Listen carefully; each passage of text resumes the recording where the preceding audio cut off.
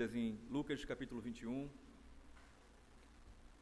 dando sequência à nossa série de exposições nesse Evangelho, e de modo especial hoje, a segunda parte da mensagem intitulada Os Sinais do Fim dos Tempos. Estaremos refletindo dos versículos 20 até o versículo 28 do capítulo 21 do Evangelho segundo Lucas.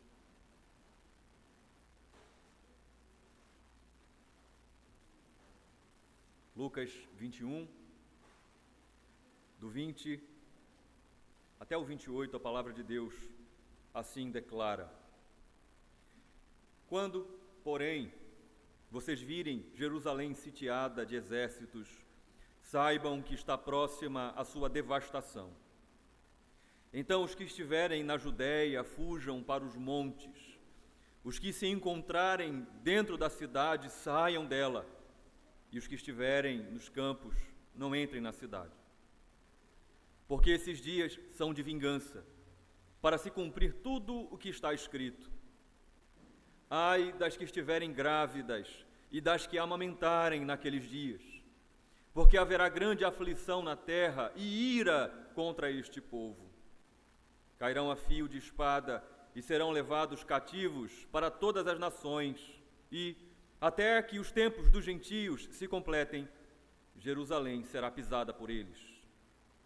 Haverá sinais no sol, na lua e nas estrelas. Sobre a terra, angústia entre as nações, em perplexidade por causa do bramido do mar e das ondas. Haverá pessoas que desmaiarão de terror e pela expectativa das coisas que sobrevirão ao mundo, pois os poderes dos céus serão abalados. Então verão o Filho do Homem vindo numa nuvem, com poder e grande glória. Ora, quando estas coisas começarem a acontecer, levantem-se e fiquem de cabeça erguida, porque a redenção de vocês se aproxima. Vamos orar. A Tua palavra está diante de nós, Senhor, e somos estremecidos em ler verdades tão poderosas como estas. Ó Deus, fale conosco. Tenha misericórdia da nossa mente limitada para compreender coisas tão extraordinárias. Espírito Santo de Deus, clareia o nosso entendimento. Traz luz sobre as nossas mentes nesta hora, para que nós possamos contemplar as maravilhas da eternidade. Assim nós te oramos, em nome de Jesus. Amém. Podem sentar, queridos. Essa é a segunda e última parte da exposição intitulada Os Sinais do Fim dos Tempos. Para aqueles que estiveram aqui no domingo passado, terem a sua mente refrescada, e para aqueles que não estiveram, estarem um pouco mais situados em que momento nós estamos deste Evangelho. O Senhor e os seus discípulos estão sentados no Monte das Oliveiras, de frente para o templo de Herodes. Os discípulos ficaram extasiados com a beleza das imensas pedras de mármore maciço, as inúmeras placas de ouro que adornavam, juntamente com enfeites também de ouro maciço, e exclamaram para Jesus, apontando para a magnitude, a beleza daquele templo. E o Senhor, de bate-pronto, anuncia que aquele templo seria totalmente destruído. De modo que duas duplas de irmãos, a saber, Pedro e André, João e Tiago, acabaram por compreender que a destruição do templo seria concomitante, aconteceria ao mesmo tempo do retorno de Jesus. Então Jesus diz não. São eventos que estão interligados em seu significado, mas esses dois eventos, como nós vamos ver hoje, eles vão acontecer em momentos diferentes. Eles não vão acontecer simultaneamente. Mas até que esses eventos aconteçam, Jesus adverte aos seus discípulos, aquela parcela da sua igreja nascente: cuidado, muito cuidado, para vocês não serem enganados por falsos profetas. Cuidado para que vocês não sejam enganados por aqueles que vão usar o meu nome, mas com o propósito de enganar. Jesus ainda adverte os seus discípulos, a sua igreja: muito cuidado para que vocês não se deixem ser impactados pelas comoções sociais, pelas guerras, pelas revoluções e pelos desdobramentos sociais advindos destas catástrofes sociais, destas comoções sociais. Muito cuidado, minha igreja, para que vocês não se deixem abater pelas comoções naturais, pelos terremotos, pelas epidemias, pelos fenômenos astrais. Muito cuidado. Não temam, ele disse. Não se assustem, não se atemorizem. Versículos 9, 10 e 11. Ele diz: estas coisas, elas vão acontecer, mas elas não antecipam a ordem pré-determinada por Deus para a consumação de todos os tempos. No final do versículo 9, muito especificamente, Jesus diz: não fiquem assustados, pois é necessário que primeiro aconteçam essas coisas, mas o fim não será logo. Então Jesus passa a anunciar que antes destas catástrofes e estas comoções sociais e naturais, antes dessas coisas acontecerem, os seus discípulos, a sua igreja, seriam imediatamente perseguidos após a sua assunção aos céus. Versículo 12. Ele diz: vocês vão ser perseguidos antes que essas coisas comecem a acontecer. Jesus diz: até os vínculos mais fortes, como os vínculos familiares, os vínculos mais profundos, como os vínculos da amizade, eles serão desconsiderados e alguns de vocês vão até morrer. Mas Jesus diz à sua igreja, aos seus discípulos: essas coisas vão acontecer com um propósito muito específico, para que vocês deem testemunha do meu nome. Versículo 13. Vocês, como igreja, devem se manter firmes, vocês devem confiar, conforme ele já havia dito no capítulo 12, versículo 12 desse evangelho. O Espírito Santo, ele será o tutor de vocês, ele ensinará vocês o que vocês devem dizer. Agora, no versículo 15, ele diz: eu vou dar a vocês sabedoria e palavras tais que os opositores de vocês não vão poder resistir vocês, não vão poder contradizer vocês. Então, ditas essas coisas, chegou a hora do Senhor tratar de modo separado esses dois adventos que os discípulos acabaram por unir num advento só em suas mentes. Ele vai falar agora sobre a queda de Jerusalém, que obviamente levará à derrocada do templo, à destruição do templo, e também ele falará sobre a parousia, a sua segunda vinda, o seu retorno em glória. Observe o que diz o versículo 20. Quando, porém, vocês virem Jerusalém sitiada de exércitos, saibam que está próxima a sua devastação. Enquanto o Espírito Santo usa os evangelistas Marcos no capítulo 13 e Mateus no capítulo 24, versículos 14 ao 20 de Marcos 13 e versículos 15 ao 22 de Mateus 24, para trazerem um relato mais amplo no que diz respeito a três grandes temas apocalípticos, a saber, a grande tribulação, ou as 70 semanas que foram prenunciadas pelo profeta Daniel, lá no capítulo 9, a partir do versículo 20 em diante.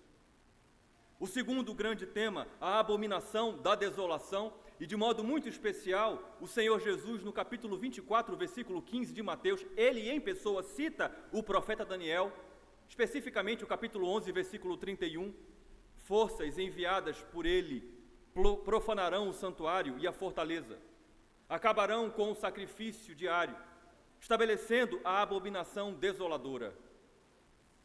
É interessante que parte dessa profecia de Daniel já havia acontecido no ano de 168 a.C., por meio de um dos generais helênicos que se foram ramificações de Alexandre o Grande, Antíoco Epifânio, que apenas para, de modo perverso, profanar o templo, sacrificou um porco em homenagem ao deus falso grego chamado Zeus. Mas o terceiro grande tema, trazido pelos dois outros evangelistas, Mateus e Marcos, foi sobre a abreviação, o fim dos dias. E certamente, quando se fala sobre o sermão profético de Jesus, este é o tema mais lembrado pelos crentes. Porque é neste contexto, especificamente em Mateus capítulo 24, versículo 12, que Jesus diz que a maldade, a iniquidade se multiplicaria de tal forma que o amor de quase todos esfriará. Mas ainda no capítulo 24, versículo 22, Jesus diz que aqueles dias seriam tão terríveis, ou serão tão terríveis, que se eles não fossem abreviados, ninguém seria salvo. Então, o Espírito Santo que usa Mateus e Marcos para falar mais profundamente sobre esses temas escatológicos, apocalípticos, o mesmo Espírito Santo vai usar o evangelista e historiador Lucas para trazer uma ênfase maior a esse fato histórico que está se aproximando: o cerco e a captura de Jerusalém e a consequente destruição do templo de Herodes. Jesus diz: quando vocês virem Jerusalém rodeada de exércitos, e essa tradução é tanto da NVI como da versão do rei Tiago, quando vocês virem Jerusalém rodeada de exércitos, e é interessante porque esta profecia do Senhor Jesus, ela aconteceu, ela se cumpriu. O cerco a Jerusalém acontece no ano 69, do ano 69 para o ano 70 da era cristã. Jerusalém é cercada, é sitiada por um general romano chamado Tito, de sobrenome Vespasiano. Ele era filho do imperador Vespasiano. Tito, na verdade, será o próximo imperador, ele sucederá o seu pai, e ele sitia Jerusalém com o intuito específico de acabar com uma revolta que acabara de eclodir no meio do povo judeu. Jesus diz: quando vocês virem Jerusalém cercada, saibam que é um sinal. E para que esse sinal aponta, minha igreja? Que o tempo da sua desolação, o tempo da destruição de Jerusalém e do templo chegou. Este foi exatamente o início dos dias da grande tribulação do povo de Deus nesse mundo, na nova dispensação. É interessante, nós não vamos gastar tempo, não temos tempo e não vamos gastar tempo para falar sobre as perspectivas escatológicas, especificamente dispensacionalistas, mas é interessante porque a corrente de pensamento apocalíptico mais majoritária em nosso país, divulgada pelas correntes pentecostais, dizem que os dias da grande tribulação ainda estão por vir. Não. Segundo a Escritura, não só os evangelhos, mas sobretudo o Apocalipse, esses dias começam exatamente com a queda de Jerusalém no ano 70. Eles não virão. Os dias da grande tribulação, eles já vieram. Esses dias começaram, na verdade, quando Jesus ascende aos céus, e historicamente o seu início é no ano 70, e esses dias da grande tribulação estão sendo vividos pela igreja, e só vão terminar, só vão cessar quando Jesus vier na sua segunda vinda, na sua parousia. Até Jesus vir, a sua igreja, o seu povo, continuará sofrendo oposição, continuará enfrentando esta grande tribulação. É interessante que no Evangelho segundo Mateus e segundo Marcos, há uma ênfase quase que personificada para a desolação da destruição, abominação desoladora. E essa corrente de pensamento escatológico diz que é o anticristo, que está para ser manifesto, e que se assentará no trono de Jerusalém reconstruído, no trono de Deus, do templo. Mas não, o anticristo não é uma pessoa, é um espírito. Muitos anticristos, assim como Antíoco Epifânio, assim como Nabucodonosor e muitos outros que poderia enumerar nesta nova era. Eles vêm se levantando. E o apóstolo João, na sua primeira carta, capítulo 2, versículo 18, ele fala isso. Observe, 1 João 2,18, filhinhos, é já a última hora. E, como ouvistes que vem o anticristo, também agora muitos se têm feito anticristos, por onde conhecemos que já é a última hora. A igreja já enfrenta os últimos dias. Ela já passa pela grande tribulação. E esses dias só serão abreviados com a parousia, com a volta do nosso Senhor. Mas voltando para o contexto de Lucas, o evangelista e historiador, falando sobre a queda de Jerusalém, há uma instrução do Senhor no versículo 21, e tem a ver com a sua vida, com a minha vida. Observe. Então os que estiverem na Judéia fujam para os montes. Os que se encontrarem dentro da cidade saiam dela.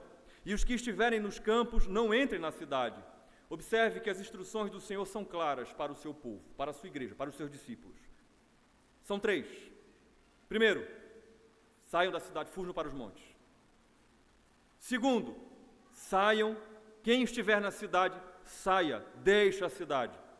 Terceiro, quem estiver no campo, não volte para buscar refúgio na cidade, não entre nela. É interessante que o primeiro grande historiador da igreja, depois de Lucas, Eusébio, também chamado de pastor ou bispo de Cesareia, na sua obra História Eclesiástica, ele diz que os discípulos ouviram essa recomendação, essa instrução, essa ordem de Jesus. Quando Jerusalém foi sitiada, Eusébio diz que o exército romano se aproxima de Jerusalém. A igreja, lembrando das palavras de Jesus, não buscou refúgio no lugar que aparentemente era o mais seguro, por trás das grandes muralhas de Jerusalém. Não. A igreja, ela escapa, ela foge para uma cidade chamada Pela, que ficava na Pérea, região circunvizinha da Judéia. E sem dúvida alguma, por isso que eu digo que isso diz respeito a mim e a você, sem dúvida alguma, esta foi a forma providencial que Deus utilizou para preservar a igreja de Jerusalém, que estava nascendo naqueles dias, e que seria responsável por enviar missionários aos gentios e o evangelho chegar até nós. Jesus disse: fujam para os montes, saiam da cidade. Quem estiver fora, não volte para a cidade. Por quê? Versículo 22. Esses dias são de vingança, para se cumprir tudo o que está escrito. É interessante que o Senhor usa uma expressão veterotestamentária, uma expressão típica do Antigo Testamento. Dias de vingança. Essa expressão, muito especificamente, sempre foi relacionada ao castigo de Deus sobre apóstatas, sobre pessoas, homens e mulheres, integrantes do povo da aliança, que abandonaram a sua fé. Dias de vingança. Por causa da rebeldia contra Deus, por causa da rebeldia contra os seus emissários, e você vai ver, aqueles que Ele enviou para pregar a sua palavra e para chamar o povo rebelde ao arrependimento, Jesus diz, são dias de vingança. Assim como Deus já havia enviado dias de vingança sobre Israel, por causa da sua rebeldia contra Deus e o seu levante contra os profetas, assim como está acontecendo agora com o supremo profeta, Israel se rebelou contra Deus e contra o seu ungido. Israel ainda se rebelará contra os seus apóstolos. Mais adiante, o povo rebelde há de se rebelar contra pastores. E de modo final, contra crentes que pregam o evangelho fielmente e que recebem por causa disso hostilidade. A palavra de Deus diz que Deus envia, Deus faz surgir, Deus providencia dias de vingança. Observe a profecia de Oséias, capítulo 9, versículo 7. Esta profecia especificamente, dias de retribuição, dias de vingança, por causa do levante do povo da aliança contra os profetas, contra aqueles que Deus enviou para trazer a sua palavra. Veja, chegaram os dias do castigo. chegaram os dias da retribuição. Israel ficará sabendo. Observe agora, Oséias 9:7, o profeta é um tolo, é o que pensa Israel.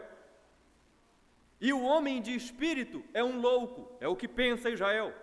Por causa da abundância da sua iniquidade, ó Israel, e do seu imenso ódio.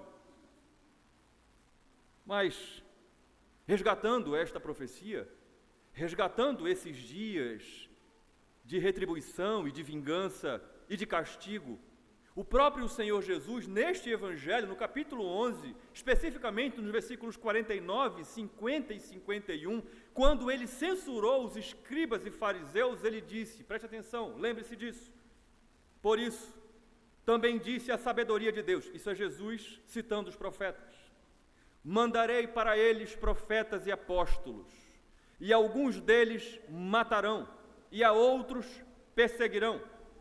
Lucas 11:50 agora, para que desta geração se peçam contas do sangue dos profetas, derramado desde a fundação do mundo. Versículo 51 de Lucas 11, desde o sangue de Abel até o sangue de Zacarias, que foi assassinado entre o altar e o santuário. Sim, finaliza Jesus, eu afirmo a vocês que se pedirão contas a esta geração. Porque Jesus está dizendo que esse juízo iminente está vindo por causa da rebeldia contra ele, contra Deus e contra os seus profetas. Certo teólogo, olhando para essa passagem, disse: a cidade erguida para ser luz para as nações, novamente se tornou um lugar de impiedade e sofrerá as consequências. E Jesus disse: vão sofrer as consequências para se cumprir tudo o que está escrito. É assim que termina o versículo 22. É o auge do cumprimento dos oráculos de juízo de Deus lançados desde o Antigo Testamento. Todas as profecias convocando Israel para se tornar um povo arrependido diante de Deus, culminará nesses dias de vingança. Cristo está dizendo para a sua igreja: o tempo da paciência de Deus com Jerusalém chegou ao fim, como ele disse que chegaria.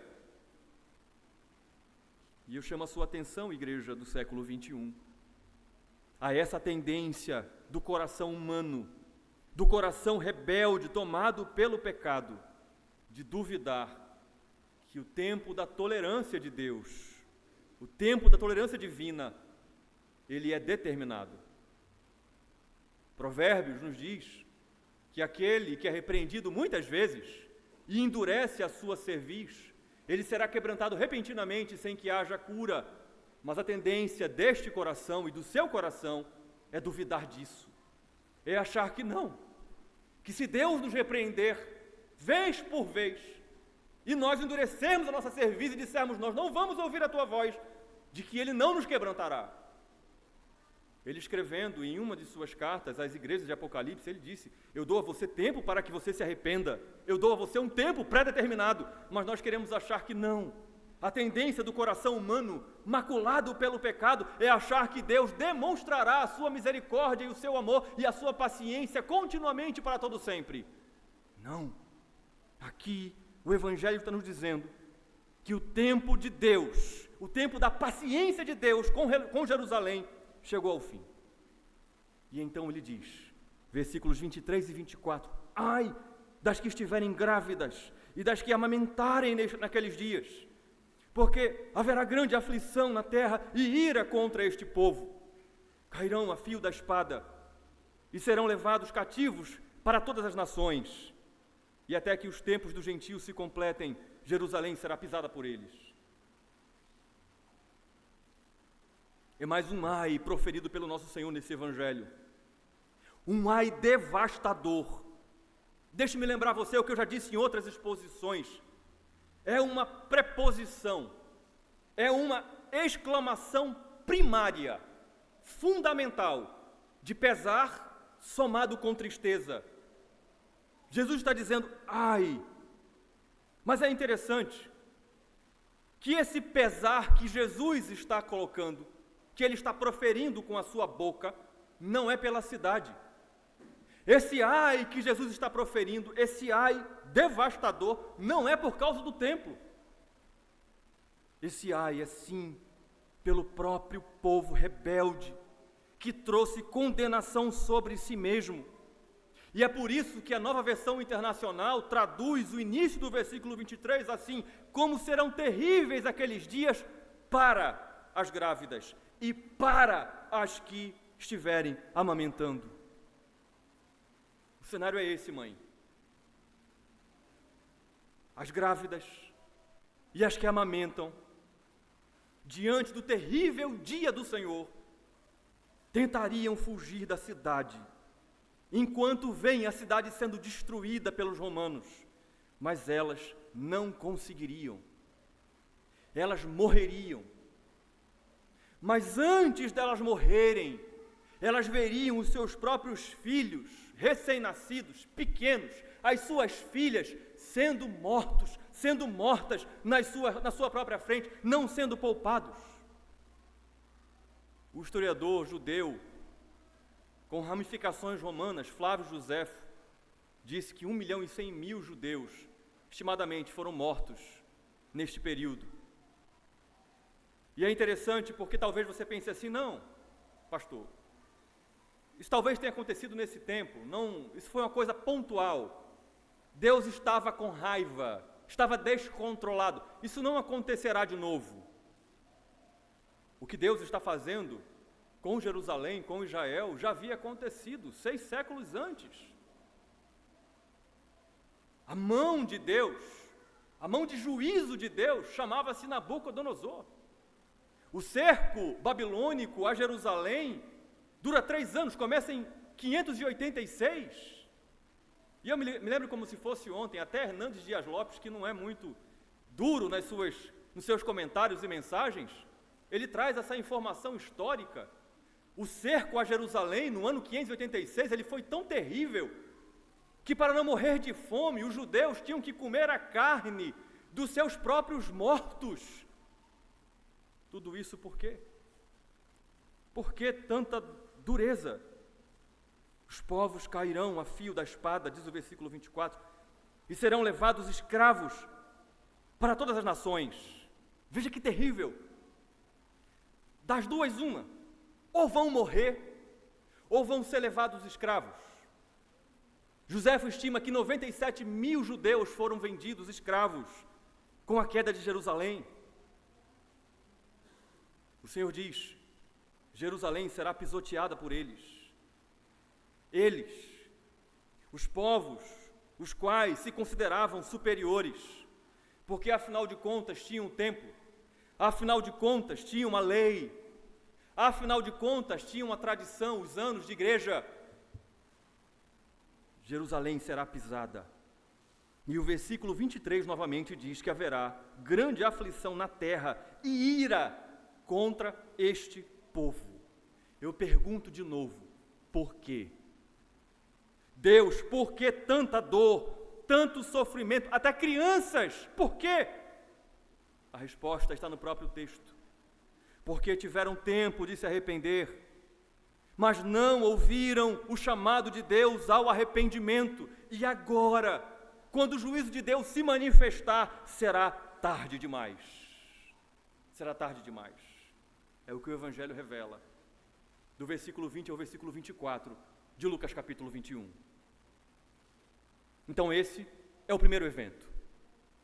E uma vez revelado por Jesus, pelo verbo de Deus, o que aconteceria com Jerusalém, com o templo e com o povo, agora ele vai falar sobre o outro evento, sobre a sua segunda vinda. Versículo 25. Haverá sinais no sol, na lua e nas estrelas. Sobre a terra, angústia entre as nações, em perplexidade por causa do bramido do mar e das ondas. É interessante que essa primeira parte do versículo 25, não é? Haverá sinais no sol, na lua e nas estrelas. Nós estamos num discurso mais apocalíptico de todos os evangelhos.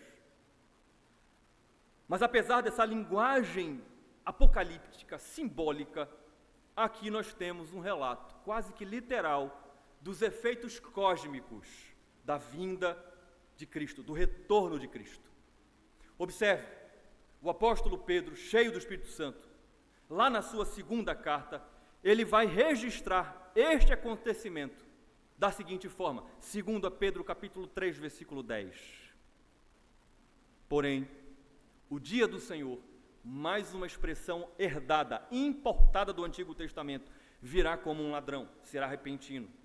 E então ele completa, naquele dia, os céus passarão com grande estrondo, e os elementos se desfarão pelo fogo.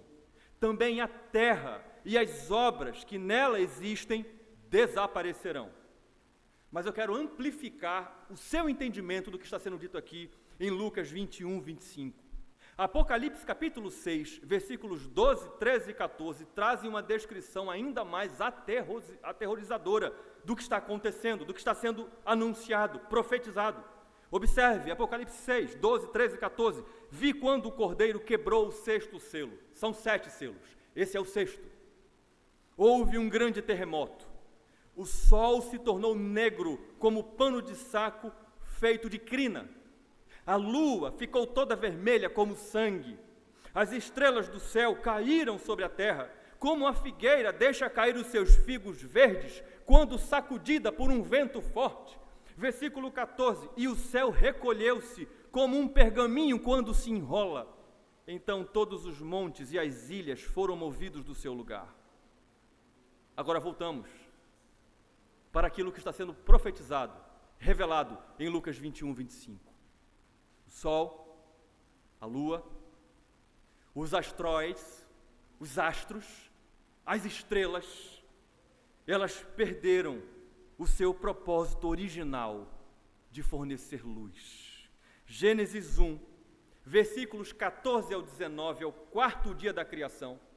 Esse dia, ele foi dedicado exclusivamente para a criação dos luzeiros do céu, para a criação dos 2 grandes luzeiros, um para reger o dia, outro para reger a noite, e os astros e as estrelas. Jesus está dizendo que a sua volta fará com que esses elementos, criados com um propósito de trazer luz, de iluminar, eles não serão mais necessários. Apocalipse vai nos dizer que não precisaremos mais de sol, de lua e de estrelas, porque o brilho de Deus e da sua habitação será a luz das nações. Não existirão mais. A vinda do Senhor, é impressionante demais isso. Ele, pelo poder da sua palavra, ele cria esses astros, esse universo, essas galáxias de modo tão estrondoso, de modo tão maravilhoso, tão gigantesco, tão incompreensível. A sua volta vai transformar tudo isso em algo obsoleto, algo que não é mais necessário. Os céus agora estão abalados. E os efeitos, ainda no versículo 25, eles são sentidos na terra.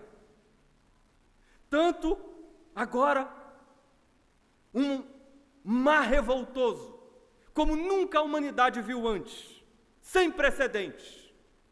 É interessante que, de acordo com as estações da Lua, as fases da Lua, há alterações na maré, inclusive em fases do ano, pois haverá um efeito sobre as marés, nunca antes visto pela humanidade. Mas, no entanto, também é utilizada esta mesma fala, esta mesma linguagem na literatura apocalíptica para se referir às nações, aos ímpios, aos rebeldes, que assim como eles vêm sendo agitados, assim como eles se agitam na sua rebeldia ao longo da história humana, eles chegarão num estado final de frenesi, de pavor, de agitação por aquilo que eles estão vendo acontecer no céu. Então, o versículo 26 nos diz o efeito que isso causará nas pessoas. A volta de Jesus, presta atenção, haverá pessoas que desmaiarão de terror. A versão do rei Tiago traz a tradução mais adequada de acordo com o grego, de medo. Elas desmaiarão pela expectativa de coisas que sobrevirão ao mundo, pois os poderes dos céus serão abalados. É interessante, porque esse versículo 26 é exclusivo do evangelista Lucas. Mateus e Marcos não trazem essa narrativa, não trazem esse relato.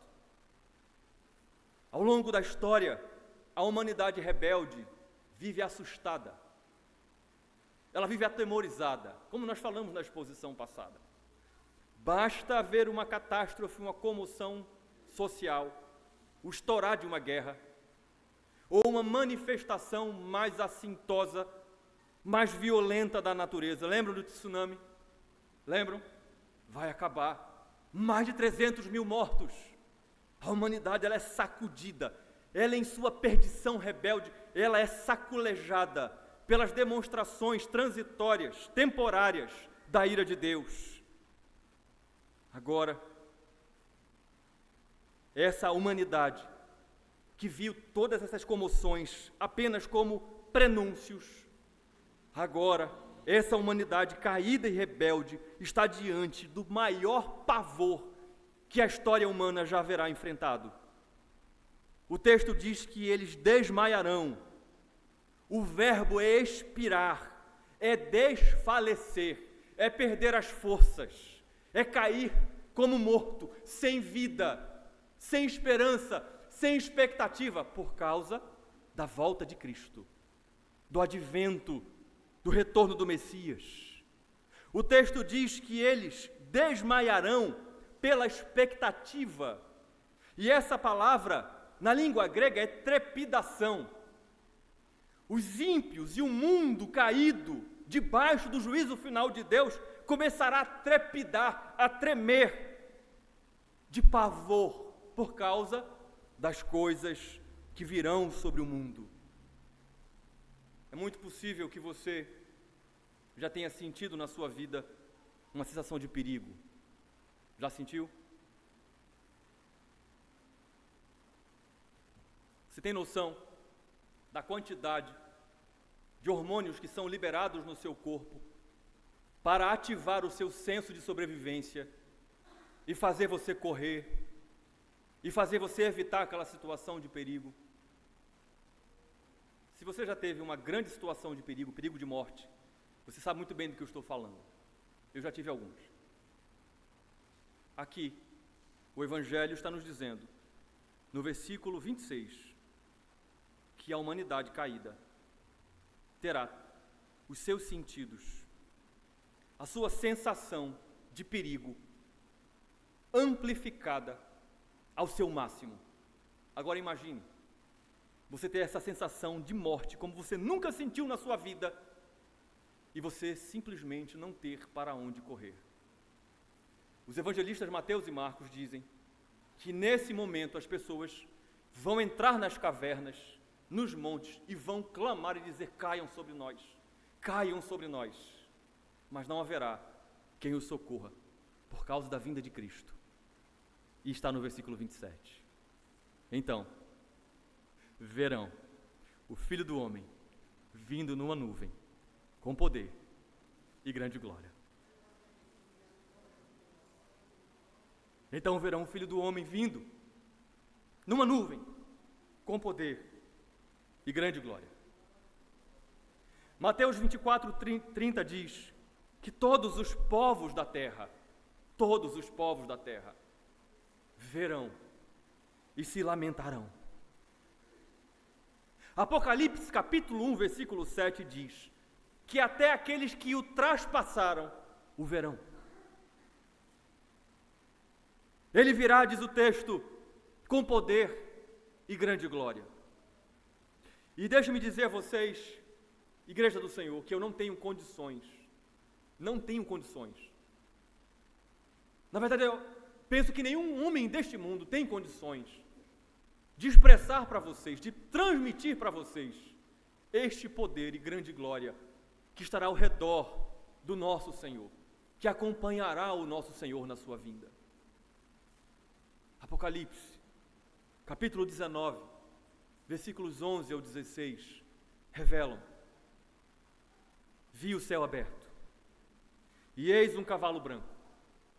O seu cavaleiro se chama Fiel e Verdadeiro, e julga e combate com justiça.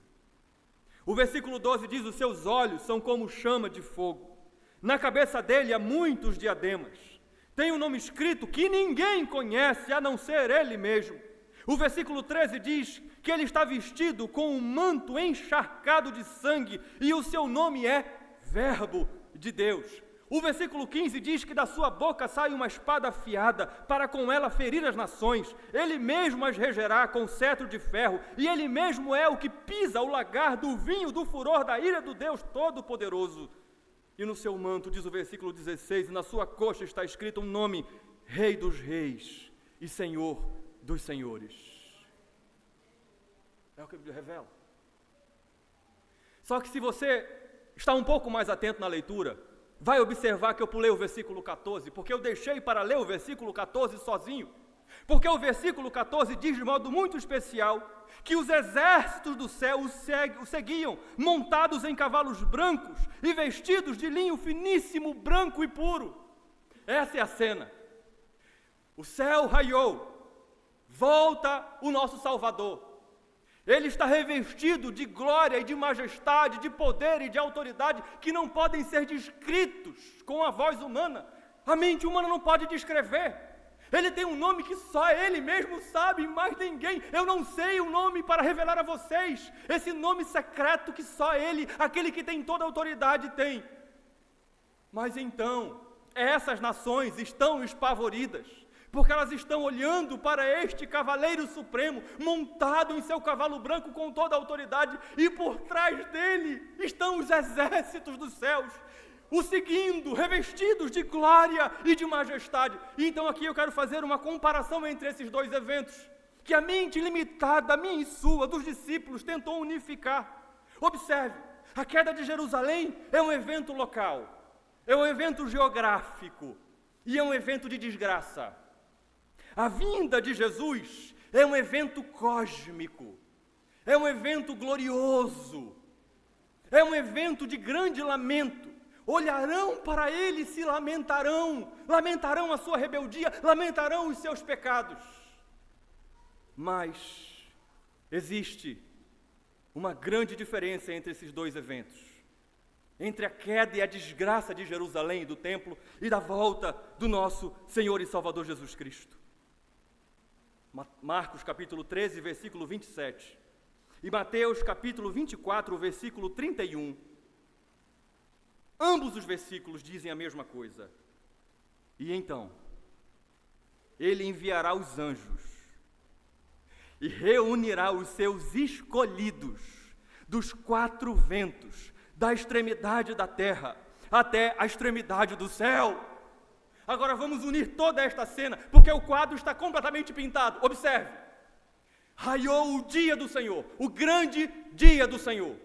Jesus apontou no céu, e até aqueles que o traspassaram estão agora vendo a sua glória e a sua majestade.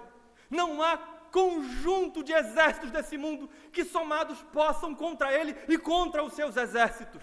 Ele descortinou o céu, ele fez com que o sol, com que a lua, com que os astros, eles não existissem mais. Ele está revestido em glória e majestade.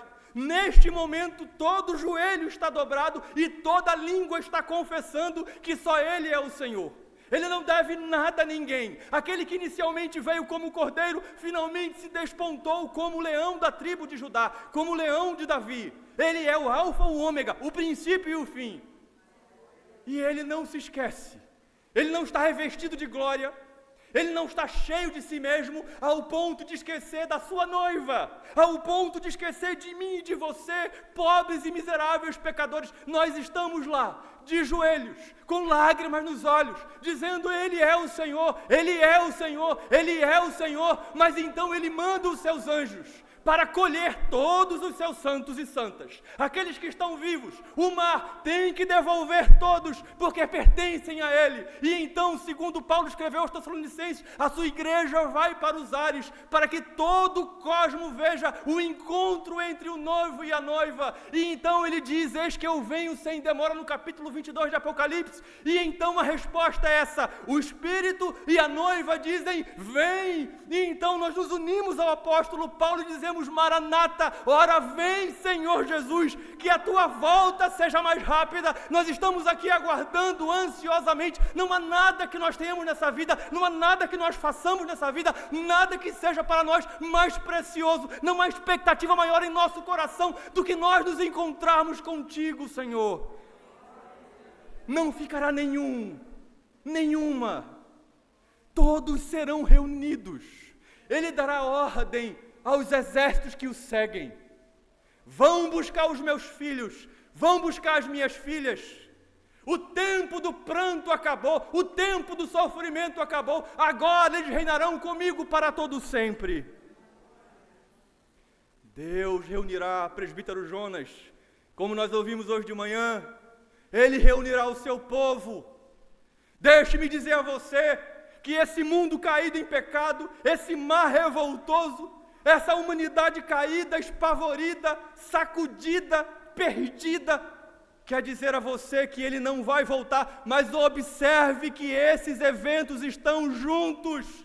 Assim como ele disse que Jerusalém cairia, e caiu exatamente como ele falou, ele está dizendo que ele vai voltar, e não há nada, nenhuma força, nada que possa impedir, que possa retardar, ou que possa antecipar a sua volta. Ele voltará, e você pode confiar nisso. Você pode colocar toda a sua vida, todas as suas emoções, tudo que você tem, tudo que você faz, tudo que você é, nisso, porque ele vai voltar para buscar a sua igreja. Ele vai voltar para buscar você, crente. Mas Senhor, como o Senhor vai voltar para me buscar? Logo eu. Ele vai voltar para buscar você. Se você reconhece os seus pecados, e você se coloca de joelho, e você diz assim: dói na minha carne fazer a tua vontade, mas eu vou fazer a tua vontade até o fim. Ele vem buscar você. Observe. Se fosse só você, ele viria te buscar. Ele viria buscar você. O cosmos será vasculhado, os 4 cantos.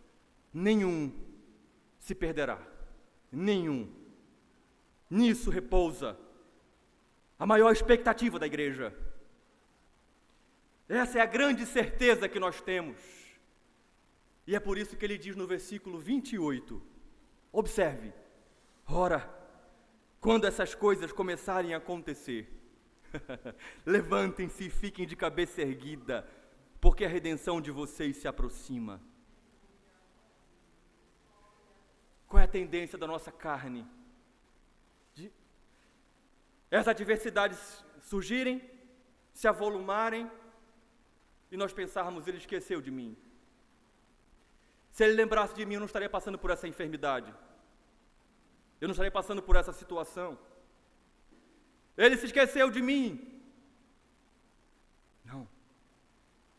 Jesus está dizendo, nesses dias de grande tribulação, de grande angústia, de grandes comoções sociais, de grandes comoções naturais, nesses dias de perseguição, em que familiares e amigos desconsiderarão vocês, Jesus diz: eu estou voltando. Quando vocês verem esses sinais acontecerem na terra, levantem a cabeça. Fiquem de pé. A versão do rei Tiago traduz de maneira linda. A King James diz: olhai para cima e levantai a vossa cabeça, porque a redenção de vocês está próxima. Sabe o que Jesus está dizendo a mim e a você no versículo 28? Ele está dizendo isso. Quando o negócio ficar sério, quando você ouvir guerras estourando, quando vocês ouvirem sobre epidemias, sobre fomes, sobre comoções sociais, quando você for perseguido por aqueles que odeiam o Evangelho, familiares, amigos, irmãos, façam o seguinte: não baixem a cabeça, olhem para cima, levantem a cabeça e olhem, e fiquem nessa expectativa. Ele está chegando, é por isso que essas coisas estão acontecendo. Ele disse que essas coisas aconteceriam antes dele chegar. Olhe para cima, levante a sua cabeça. Para quem Cristo está dizendo isso, lembram? Para os seus discípulos. Ele está com os seus discípulos. Olhem para cima, porque eu estou chegando. A consumação da obra da redenção que eu comecei na vida de vocês será finalmente concluída. Eu quero encerrar essa mensagem me dirigindo primeiro a você que está nos visitando.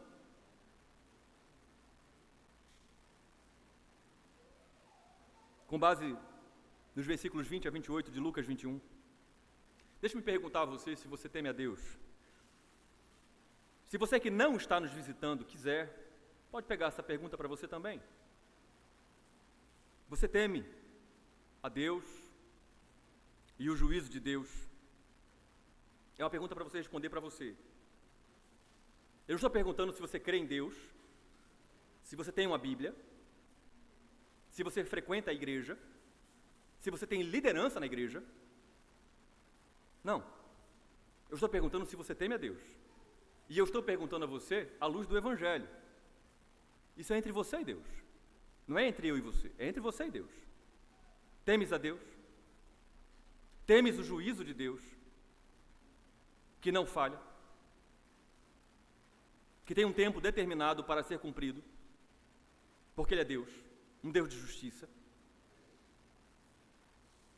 Deixa eu perguntar ainda a você que nos visita: você crê no retorno iminente de Cristo? Tem vivido a sua vida com base nessa fé, de que Cristo de fato vai voltar?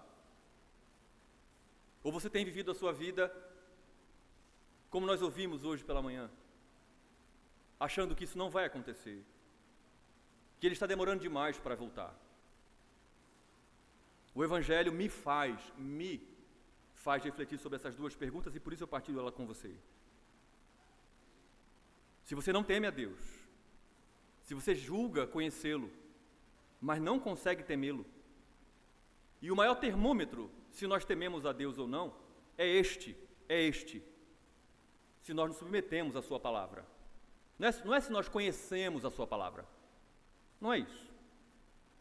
Não é se nós gostamos de ouvir a sua palavra, de falar da sua palavra, é se nós nos submetemos à sua palavra. Não existe maior prova de temor a Deus do que obediência a Ele, segundo a própria Escritura. Jesus disse no capítulo 15 do Evangelho segundo João: vocês me amam, demonstram que me amam se vocês obedecem os meus mandamentos. Não adianta você ser um crente, ou não um crente, professo, mas uma pessoa que se diz muito afeiçoada de Jesus, se você não vive cada dia da sua vida como se fosse o último. Fazer planos, projetos, temos jovens aqui que almejam casar, tem pais educando os seus filhos e almejando em Deus um futuro abençoado. Isso tudo é legítimo. Mas você está hoje vivendo como se Jesus fosse voltar a qualquer momento? Que maravilha é o Evangelho. Que bênção que eu sou crente. Eu, Leandro, pastor, sou crente. Porque eu preciso ser lembrado disso. Eu preciso ser lembrado que eu tenho muitas ocupações nessa vida, muitas preocupações nessa vida. Mas eu não posso deixar com que as minhas ocupações e as minhas preocupações me façam esquecer que Jesus está voltando. Que eu preciso viver cada dia da minha vida com isso vivo no meu coração, na minha mente, na minha vida. Deixa eu me dirigir agora a você, igreja do Senhor. Como anda a sua relação com o seu Deus? Como anda a sua relação com Deus? Você que é crente, que faz parte efetivamente dessa igreja, você teme a Deus ainda? Eu digo isso porque, observe a tentação que há. Israel não era pior do que nós, eu e você.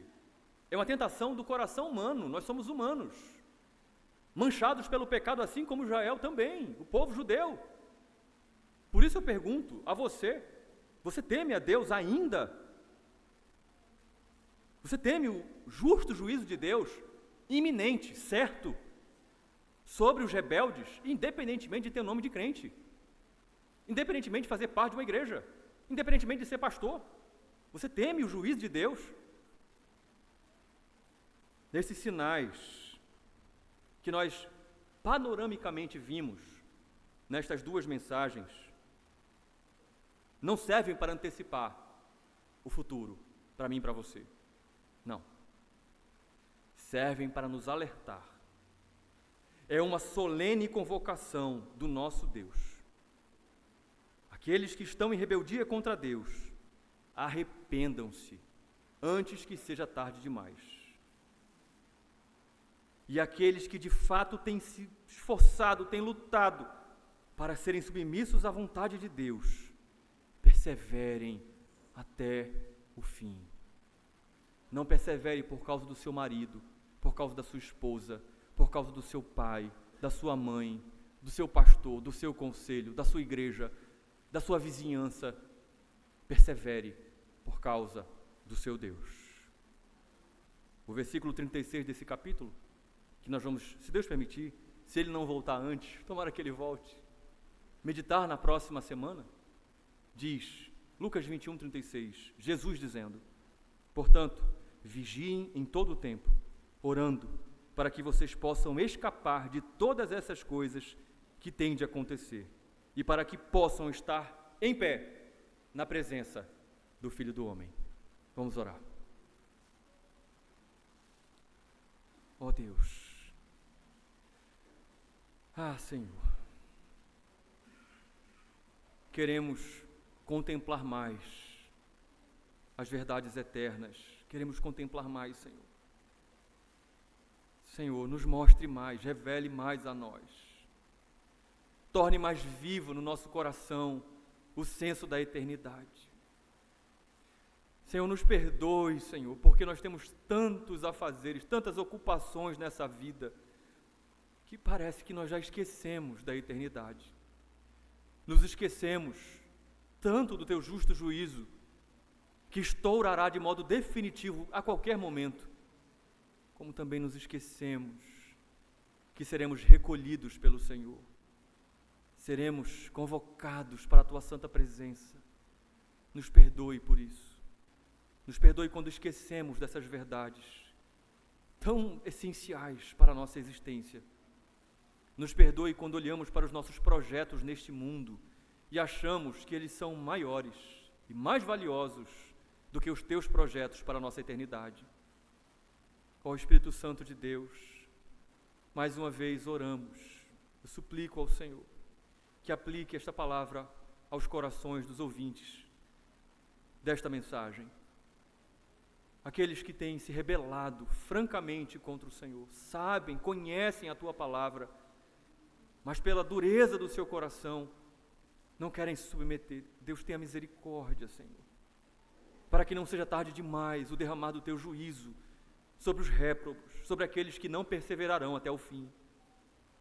Mas ao mesmo tempo, Senhor, aqueles que têm se sentido fracos na caminhada, aqueles que têm pensado em desistir, Deus, aplique esta palavra ao coração, como uma chama viva da verdade do Evangelho, para que se sintam motivados, dia após dia, a perseverar, porque o Senhor está voltando. Maranata, ora vem, Senhor Jesus. Assim te oramos em Teu nome. Amém. Aqueles que puderem, por